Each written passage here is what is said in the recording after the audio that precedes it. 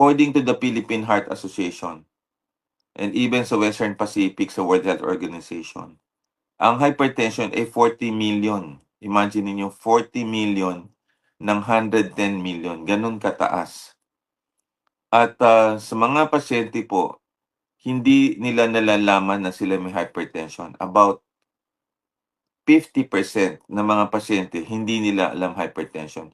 At doon sa mga umiinom ng gamot for hypertension, 62% ay hindi controlled ang blood pressure.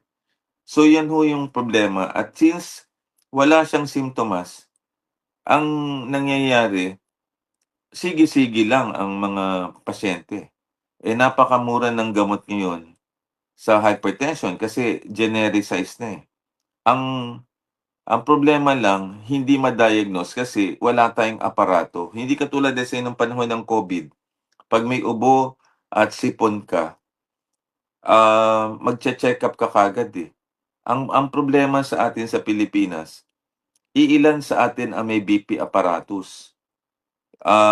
Iilan sa atin mga kababayan ang marunong mag-take ng blood pressure na kailangan stethoscope or even digital. So even if meron kang digital apparatus, alam niyo ho ba kung anong normal or abnormal